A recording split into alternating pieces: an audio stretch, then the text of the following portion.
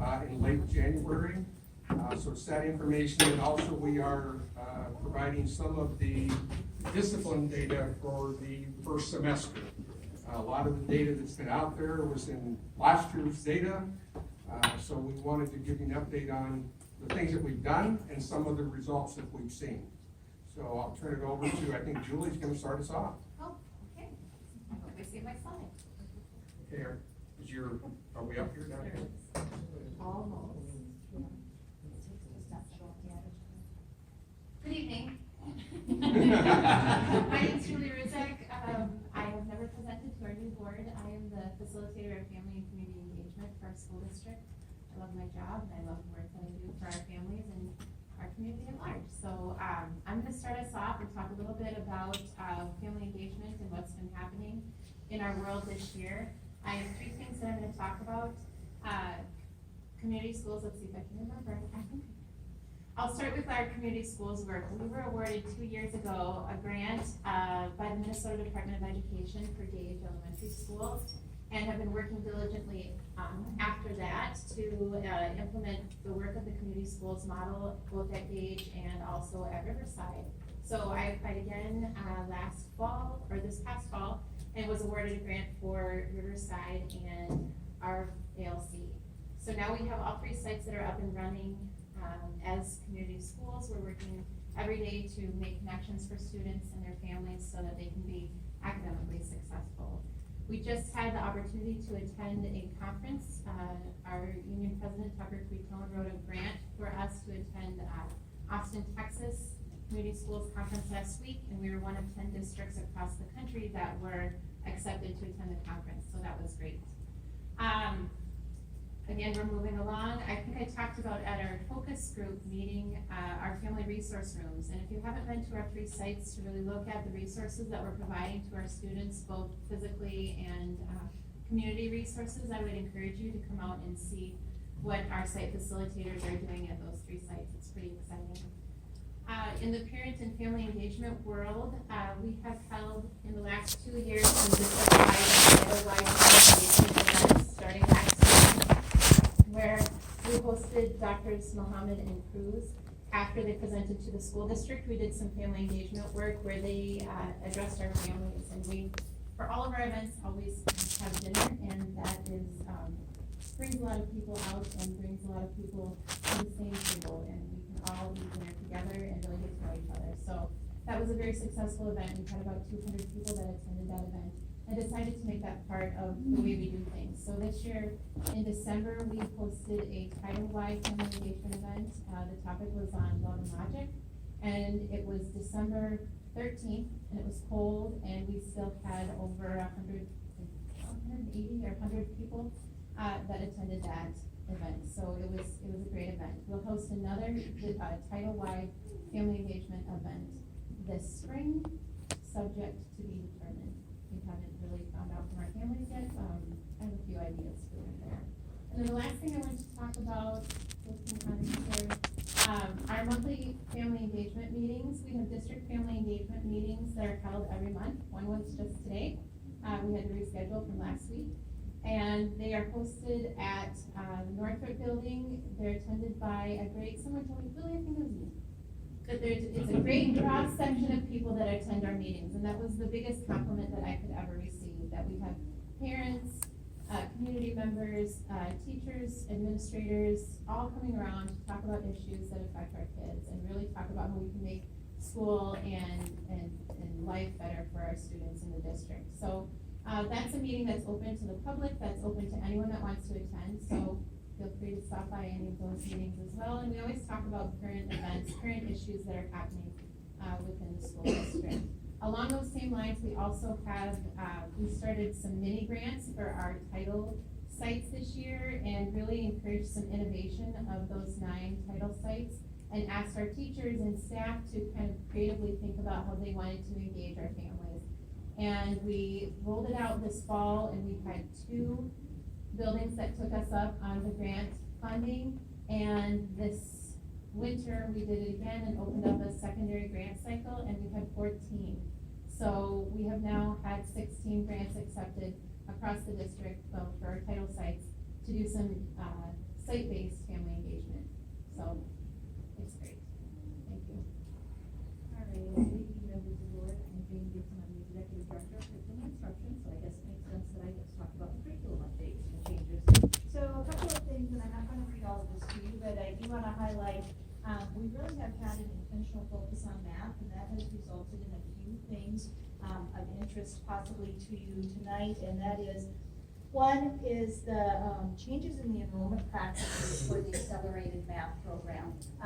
RAMP is how it's referred to often, and it's often, students will make this decision as they are fifth graders transitioning into sixth grade.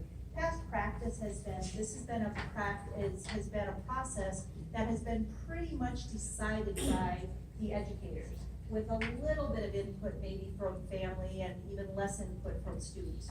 That has totally reversed, with it being a lot of input from students, some input from families, and some support from the teacher if there's questions, or giving them the framework of, this is kind of what this class is, this is the type of math that you learn there, this is the type of commitment. And so making sure that our families and our students make well-educated decisions as far as their math programming as they make that transition from elementary to middle school. Why is this significant? Because once they start on an accelerated pathway, it does allow them to reach higher level math courses potentially while still in high school. So it seems ridiculous at fifth grade that we're making a decision that has such an impact, but because of the way math, and it's not to say there aren't other on-ramps and other opportunities to get to that same high level of math once they become juniors and seniors. It just requires more time commitment, for example, maybe 2 math classes in 1 year at the high school versus the single math class. We also then, to ensure success of this, we've really been focusing some PD instruction. We talk a lot about the PD, and Harold's gonna talk specifically PD towards equity, but we also are looking at equity through math instruction. Because we know without a solid foundation, without a solid academic foundation in math, we are setting students up for failure. And so we're really looking at equity through math instruction as well. Helping us with some of our professional development, and I think a number of us up here are going to talk a little bit more about this, so I won't go in too deep, but is the partnership between the curriculum and instruction team and the equity specialists to deliver the professional development. And so that's an awesome thing, that's really exciting. We are seeing a greater number of resources that have opportunities for students to self-identify through, trickling their way. We still have a way to go, but we're seeing more and more of them find their way into the classrooms. That is intentional. We also have been very intentional about ensuring all students have an opportunity to get college credit while still in high school. So we've had a program called FIEX 1000. It's actually an RCTC course. It's first year experience is what the FIEX stands for. We partnered with RCTC and have offered this for about 3 years at the ALC with huge success. We now are bringing it into our all of our high schools, and so we are piloting it with one of our high schools this spring, actually within one of our business classes. And so there's a partnership there, and so it's working really well. We're learning some things. So, and the expectations or the criteria, I should say, to get into the FIEX 1000 course are not the same as what are sometimes thought of as the typical PSEO courses. We also are offering a number of courses through the University of Minnesota that's starting in the fall 2017 that are specifically, they're called Entry Point Project courses, and that is the title that the University of Minnesota has labeled them with. And they want the students to have opportunities to enter these classes and see themselves as college students.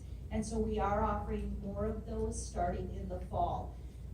We also have, we continue to have a number of opportunities for students to receive or be identified and receive support from gifted services while at the elementary level. New this year, we have PETS, primary elementary thinking skills, taught in all of our first grade classes for all of our first grade students. As we go up and enter into our Our secondary sites, we have honors courses, we have AP, we have college bearing credits, courses, at the secondary, so that we really have a lot of opportunities for students to meet their level of challenge. And then we also have CTEC, which is our Career and Technical Education Center at Hines, which really gives students to explore and learn more about themselves and to explore some career options while they're still in high school and not having to pay the expensive tuition. You also have probably heard a few things about AVID, which is advancement via individual determination. We spent some time this current year really studying, learning some more about it. A number of teachers, administrators, folks from around our district went to the national conference to learn a little bit more about it. We are continuing to pursue funding options through arenas of grants, through other areas or avenues, to make sure that we are designing a sustainable program that cannot just exist in its current format or in the format we implement it, but so it can be sustainable and grow to service more students. Because every district we've talked to, that's how wildly successful it is if you do it right. So we don't want to just have enough money to get it off the ground. We want to have enough money for it to thrive and continue to grow. So we are continuing to look at that. We believe we will be ready to offer a 6th grade elective at a couple of our middle schools and a 9th grade elective at our high schools starting this fall. So that is a very awesome thing for the students, as well as the staff here in Rochester Public Schools. And a significant group of us will attend summer training. That's one of the requirements of the AVID program. So it's not something we can just say we're going to start today and do. We have to do some very mindful planning of that. So we are excited to look forward to what that's going to provide for us. So that is not nearly all of the wonderful things that we get to do every day, but that's enough of my time here. So I'm going to turn it over now to Willie, and he's going to talk to you about the equity specialists and the great work they do. Good evening. Good evening, board, cabinet, Superintendent Munoz. My name is Willie Tip, and I'm one of the equity specialists for the district. Also out, Karen Edmonds and Toby Taylor. All three of us, we're responsible for, I'm responsible for Mayo High School and all their feeder schools. Toby's responsible for Century and all their feeder schools, and Karen Edmonds is responsible for John Marshall and their feeder schools. And, you know, we've done a lot of great work this year. I'm really happy with the work that we've done thus far.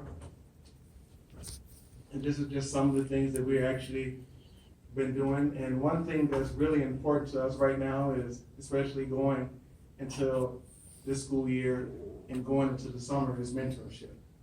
And a lot of things that we're actually doing already with that, you know, as far as like conflict mediators, you know, we're also, you know, working with principals on special assignment. We're working with student groups in each and every school, you know, college visits. We actually are taking 23 students on Saturday up to the Twin Cities to meet with some colleges. I don't know the exact amount of colleges going to be there, but it's quite a bit, and all of the students are looking forward to it. So that's, you know, just a couple of few things that we actually are doing in regards to mentorship. But we want to go further with that. We would love to have our community, some of our community groups and organizations to join us and work with some of our students, especially some of our students who tend to need that additional support. So what we're gonna really start working on this spring is having a way to connect our students with some of our community organizations so that they can have someone that they can work with throughout the summer. Because what happens with a lot of the students, they kind of lose sight on a lot of things because the bottom line is they just don't have a lot to do during the summer. And we feel that if we give them an opportunity, we can partner them with someone in the field that they have interest in, or someone that they can actually relate to. I think that can help our students out a great deal. Conflict mediation and resolution is a thing that we do in the schools as well. We do it with students, we do it with staff, and we also do it with families. And that's something that I hold dear because it actually gives us an opportunity to really work with students, especially when they're having struggles and issues, rather than them dealing with it in a way that sometimes may get them in trouble. What we try to do is to help those students work through whatever problems they're having. We like to help them, but not just talk about it at that particular moment, but to follow up with them as well and let them know, see how things are going so that we can, so that everyone can live in harmony. And that's been a great tool for the schools as well. Working with staff, sometimes you may have a staff member may tend to struggle with a student and they may need that additional support. Our job is to go in and help to be that bridge between that student and that teacher, because a lot of times it's just the little things that they may be missing, because a lot of times what we don't realize what a lot of our students is that it's not just the problem within the classroom, it's layers to the problems. But sometimes if you get to communicate and build that relationship, a lot of times you're able to work through some of those problems, so they won't have that same problem with that particular student again. As well as doing it with families. Sometimes families, they need that extra additional support as well. When, they may have conflict within the schools or with the teacher, whatever it may be. It's really nice to be able to sit down with them and together and everyone sort out their problems and talk about it and work it through. It works miracles, and we're very proud to be able to do that. And we also are going to be partnering with Mediation and Conflict Solutions for ongoing support, which is an organization here in town that do conflict mediations. They are already at the ALC, so we'll be doing some work with them as well, because sometimes there may be some ongoing things and that they may need some of the families and students, and they're going to provide that support, and we're going to work side by side with them as well. Groups, we all do groups in each one of our schools. Wonderful to build relationships with students, whether it be in groups, whether it be in circles, family support, student support. We try to really be diligent in working with our students, because the bottom line is having that opportunity to build on those relationships with those students during those times, it goes a long way with a lot of our students. I've seen it firsthand how having an opportunity to sit down with these students and talk about whatever it is they may be going through, whether it's academically, whether it's something at home, or whether it's something at school. Just for them to have an opportunity to sit down with their peers and talk about some of these problems, or not only the problems, but some of the good times. Sharing those times and just having some wonderful conversations and building on those relationships. It goes a long way with students. And we also have an opportunity to not only work with students during that time in group, because sometimes you'll notice that there may be a student that's in that group that's very silent and they don't want to talk about a lot of things, but yet that they want to talk. So we do one-on-ones with a lot of those students. So we have an opportunity to give that student a voice and to work with them and support them in the areas that they may need support in. We're also on the PBIS teams in each one of our sites, the site teams. We have caseloads of students that we work with on a weekly basis. At this point right now, I'm working with, on a weekly basis, I'm probably working with between 45 and 53 students. And, just making sure, from academics to, that support, whether, they're struggling with behaviors, we try to work with them and help them to work through whatever it is. And just being that mentor, someone to give them inspirational thoughts, praise when they're doing well, just being there for them, knowing what students love to be able to see is knowing that they're going to see you each and every week. So we make sure, me and my teammates, that we're getting all our schools and we're supporting them and making sure that we're not only holding them accountable, but we're holding ourselves accountable by being there and being in that support. We also work with the truancy team. Of course, we work with the truancy coordinator of the district, Ms. Weber, who's fantastic, by the way. and working with a lot of our students and, you know, being a support to her as well and giving her insight as well as she gives us insight when we work with students and families, and we try to work together to help them to work through whatever they're working through. We also attend PIM meetings and SART meetings, which is required when a student is truant, and we try to head it off before they actually go to court through that. And sometimes even at points that students may go to court, we also go to court with students and be that support to students and their families as well. We just want students to know that we're there for them and that we actually advocate for them on a daily basis. And we're talking about after-school programs, and of course we have the college and career readiness, and we talked about it earlier where we're taking the students up there, but also we have it in the high schools where we have a really great time in all of the schools. We take trips to local businesses. We have speakers come in and speak with students. We also have, they've done mock interviews. You know, it's just really a great time, and the students feel safe. They feel welcome. They feel as if, you know, that we care, and they know that we care, and that, you know, we're going to continue to work with them to make sure, you know, that they have all the supports they need. And most importantly, we also try to make sure that the resources that are out here in the community, we make sure that we make them available to each and every student. One time earlier on this year, in the summer, we had McDonald's Corp come to Middle Park Apartments, to the Friendship Place, and we also had them come out to the trailer courts out on Marion Road. And what they did was, what I was thinking was, a lot of times, a lot of our families and our students, they can't get to a lot of these places, but why not bring them to them?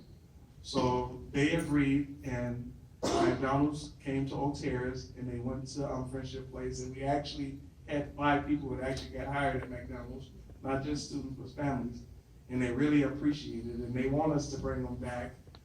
And, you know, that's what it's all about, just reaching out to these families, doing everything, every little thing that sometimes we may overlook, but it's the world to a lot of our families. So really proud of what we're doing as a team. I'm proud to work for Rochester Public Schools, and I thank you all for giving this opportunity to do the work that we do. Any questions?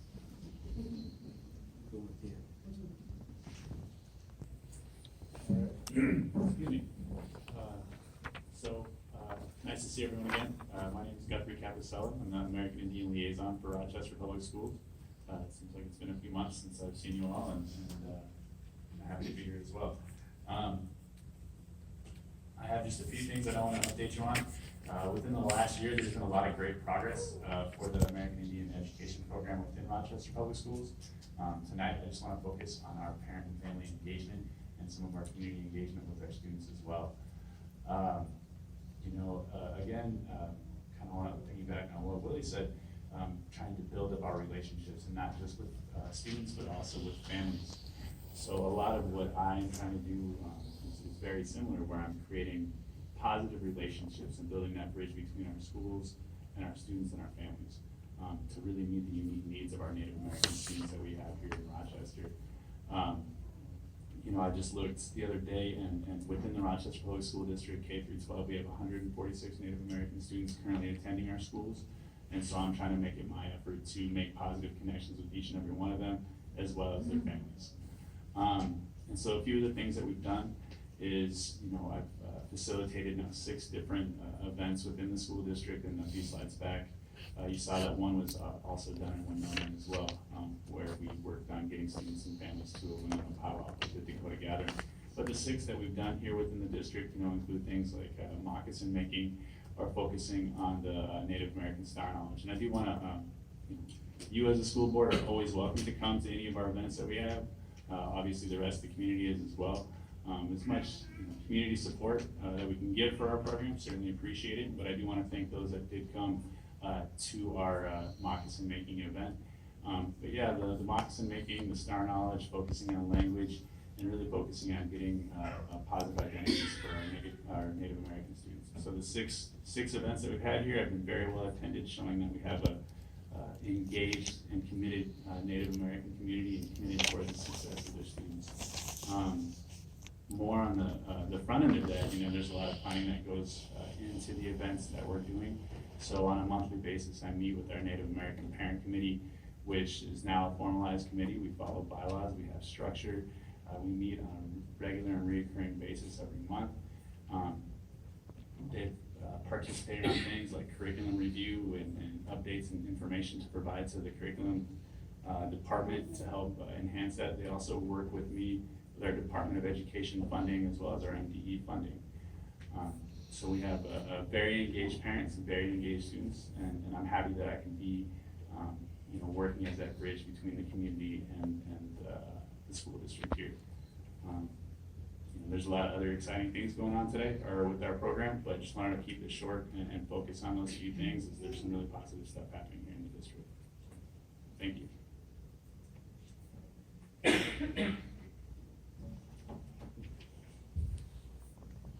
Good evening, board members. My name is Carl Bakken, and I'm the Executive Director of Human Resources. And I pulled some current discipline data to share this evening. So I'm going to start with the big view district-wide. And this is major. So these are office referrals. These are referrals that go to an administrator that are not going to be managed in the classroom. So a major, again, is something that the teacher is reaching out for administrative support on versus a minor, which is managed in the classroom and is never going to get recorded. So talking about majors tonight. If we look at the district-wide, I'm looking at two different screens here. If we're looking at district-wide, what we did is pick the natural break so we can compare 15-16 to 16-17. It's not a perfect comparison, however, because every year Rochester becomes more diverse. So our white population edges down a little bit every year, and our Native American, Asian, Hispanic, Black populations edge up every year, and our numbers go up. Our enrollment has gone up every year, but it gives you a comparison of here's where we were up to winter break 15-16, here's where we were at winter break 16-17. So if we look at the total number of office referrals, it's pretty self-explanatory there. You can see that our numbers for Native American students was up. Number for Asian students that were referred to the office was also up during that time. Students who are identified as Hispanic, slightly down. Black students are up, and white students are down. And when you look at our total, slightly down for a number that range. What we did next is we broke it into looking at different levels. And this will give you additional information. When we look at 15-16, sorry, I just got this. When we look at 15-16, again, at the elementary, our numbers are up for Native American students. Picked up on wrongs. When we look at elementary, 15-16 to 16-17, you can see that we're up again. Native American, Asian numbers are up, Hispanic numbers down, Black students are up, and white students are down. And overall, numbers are pretty much the same, almost exactly the same. Are you kidding me? When we look at middle schools, again, through winter break, comparing 15-16 to 16-17, when we look at referrals for Native American students, we're up. Asian students, we are up. Hispanic students, you'd call that notably up. Black students, again, are up, and white students are up. And overall, the numbers reflect increased referrals across all those categories. So 1856 to 1375.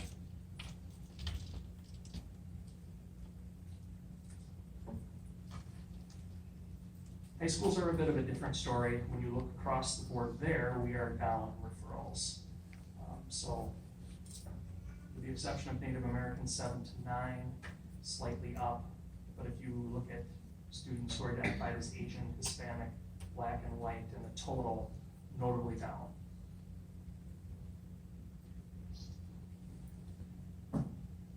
Removals are just referring to out-of-school suspensions.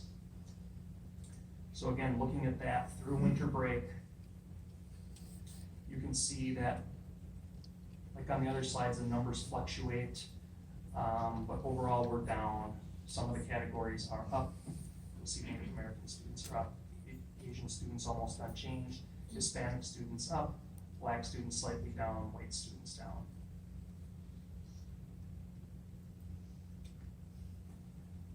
We also looked at some of the elementary schools and wanted to give you some examples of some elementary schools that are showing their success.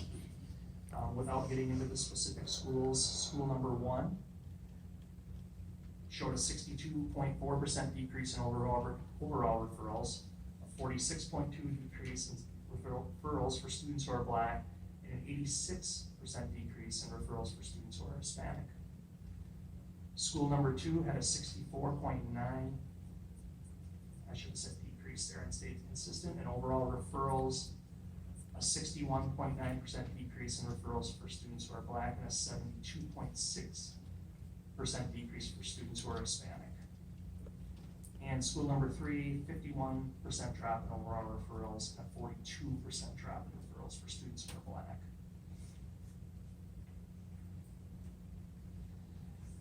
As we look at the high schools, as you remember, all those numbers were a decrease across the board. They showed between a 41.2 and 77.9% decrease in overall referrals.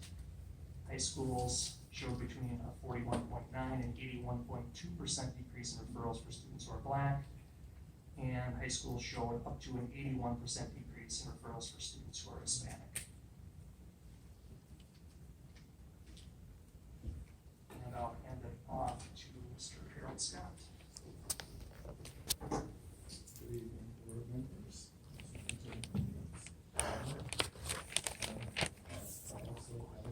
I'm Harold Scott, Principal on Special Assignment, work here at the Edison Building.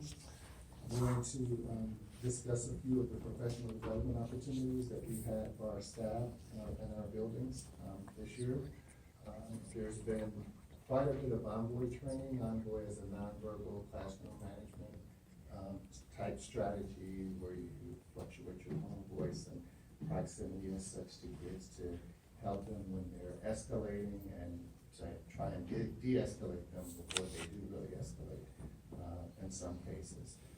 We're using that in conjunction with Shiraki Holly, who came and did a presentation for our leadership team and is scheduled to come back to work more with school-specific and school staff. He focuses primarily on culturally relevant teaching strategies and such, and ties in nicely with the Envoy training and such that we've had here this year. Guthrie did mention this, but part of his work with the Native American students and families is they're collaborating with our curriculum and instruction department, and he's actually going to have a couple of days this summer with several teachers, instructional coaches and such, to look at the curriculum and to make sure that we infuse appropriate Native American perspectives into that curriculum. And that is the first set, or phase 1 of that, which will take place this summer. There was also a training for teachers as well, titled "I'm Not Your Mascot, Understanding and Supporting Your American Indian Students," which he also co-facilitated with Tucker Quito from REA. As a district, we are continuing our partnership with the Great Lakes Equity. They came out and helped us with equity context analysis tool review and continue to guide us on how we can evaluate our data, our practices, and our policies and such to make sure that we're looking at things through a more equitable lens. We'll continue with our partnerships with Dr. Bond and Dr. Cruz, who were out a couple of times this past year. District leadership team actually did a book study on one of their books, and we'll continue that work as well. Manny Scott was a motivational speaker that came out and presented to all of our staff. He's one of the actual students from the Freedom Riders movie. You remember the teacher who really motivated the kids who were in tough situations and such, and did a wonderful presentation on his life story and how he's was able to make the changes in his life to get to the point where he is today, which he's currently a PhD candidate, and his teacher still calls him and pushes him to continue further, like a movie. Julie mentioned Love and Logic before, and then we're continuing our work with our PBIS teams. We received a PBIS grant, so there's a lot more PBIS focus and as a district and with the specific schools, and part of that work with PBIS will include Dr. Holly as well. So that is a short synopsis of many things we've done this year. And I'm gonna jump in a little bit here. If you notice, there's been a lot of professional development, and what we started out is each team and district department was able to bring a small team to go through all of this training, and now we're working with sites, individual sites, to how do we get that training to everybody in your building. And some of the sites already have, Dr. Holly's coming back, I think, the next half day, April, to do some training there. So, and we're working with individual sites to find a way to get that training within every staff member in their building. You're gonna find out here shortly that some sites have really embraced the Envoy training, have all their staff trained, and we're seeing some really good results for the schools that have done that.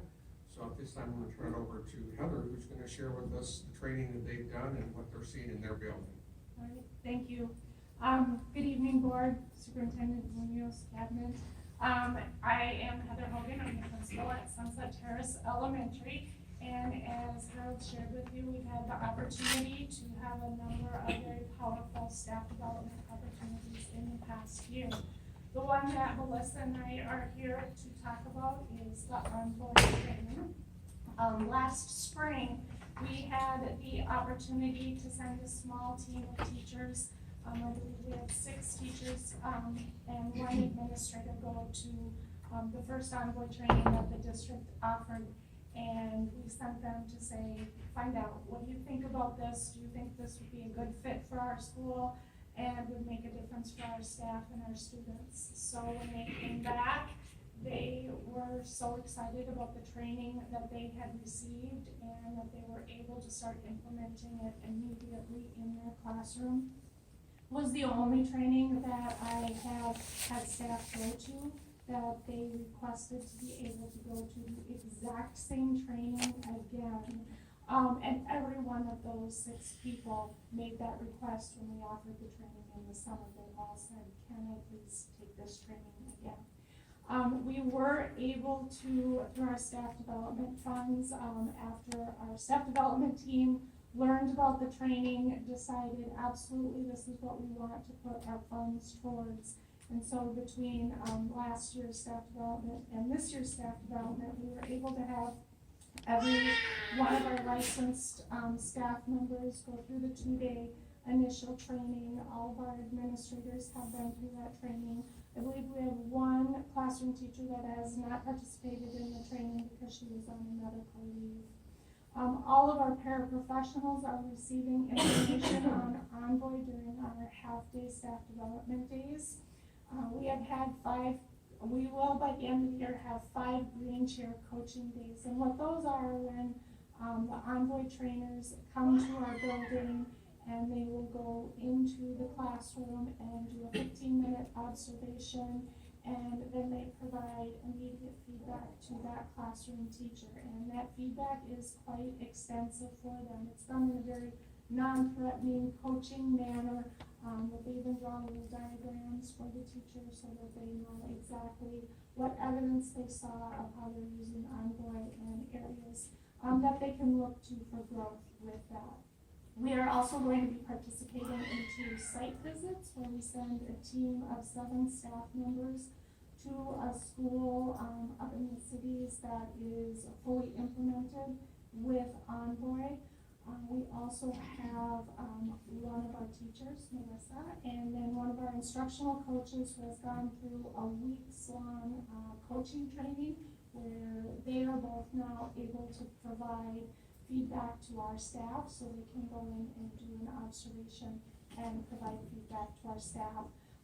They're also willing to let staff members come in and do observations if they have questions or they would like to see it in action. They can do that as well. We do a weekly onboard focus for our staff where we send out a reminder of something. It's just a quick thing to remember for the week. Let's focus on this. And then we also have an onboard task force, which Melissa is facilitating along with the book study. And the book that they're working with right now is engaging students with poverty in mind. I'm going to share a little bit about the impact that has had on our discipline data. And then Melissa is going to give you the teacher perspective as far as what that feels like for us in our classrooms and also as a building as a whole. Thank you. So we look at our discipline data. We share that with our staff monthly.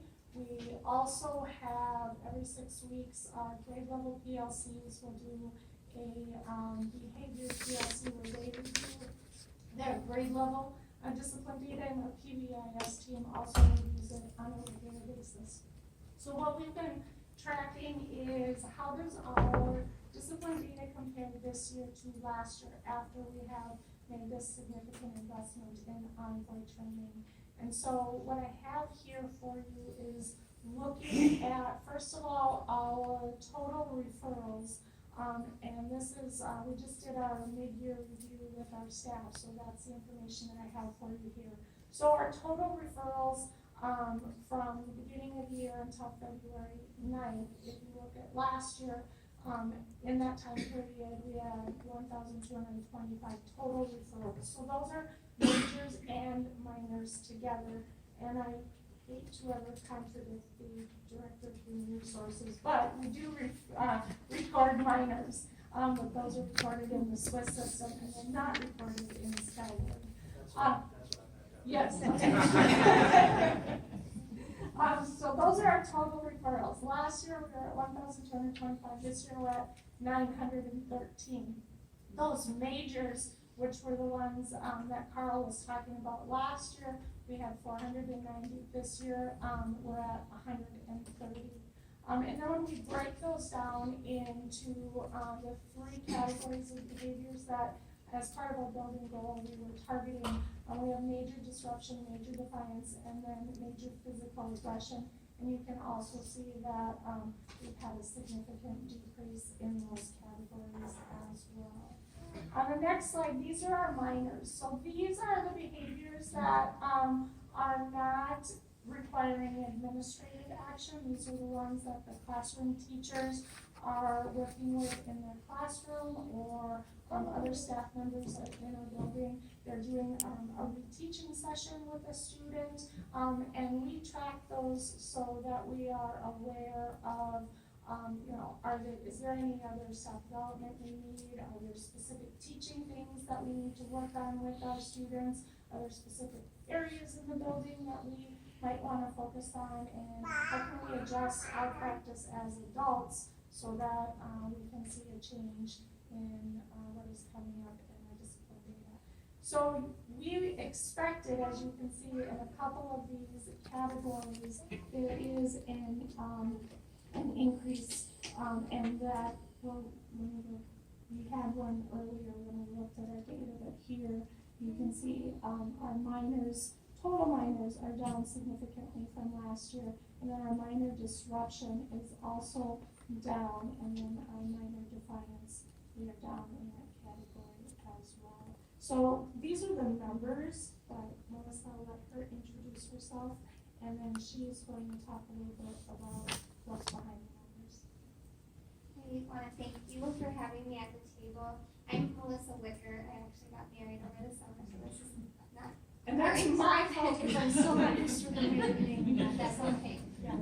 I just wanted to start by sharing a couple of things about my connection to this district. I actually grew up here in Rochester, and I teach at the elementary school that I went to as a child, and so I feel a very strong connection and a very strong drive to keep us current, to keep us successful. It is a pleasure and a joy to work in our district, and I feel like it was ingrained in me at a very young age that our diversity is what makes us awesome, and it's something to be celebrated, and it's something that inspires me in the classroom every single day. I feel like Envoy has helped in a lot of ways to bridge the needs of our students and kind of level the playing field in a way, because it does take away a lot of the verbal directions. It starts with a lot of purposeful gestures, and whereas we might have said, we're gonna go soon, and just kind of point in a direction, not knowing that you were doing that on purpose. Taking those away, because that's confusing for kids who are trying to understand your directions. So if you're trying to give directions and you need to show them something, freezing your gesture long enough for them to see that it's purposeful and there's something that you are trying to get their attention towards. It also takes away a lot of the confrontation. It was mentioned earlier that we approach students from the side, we de-escalate before a situation arises. But looking at our data, a lot of the minors are from disruption and defiance. A lot of that is because students don't know what to do. And so having clear expectations, clear directions that are often put up in icons rather than words, because that is another way of leveling the playing field. Students look at a wall of directions and think, oh no, I can't comprehend all of that, I can't read all of that or understand it on my own. But having icons, maybe a pencil showing that we're going to write in our red notebook and drawing a red notebook is a quick glance and a quick way to show students what they need out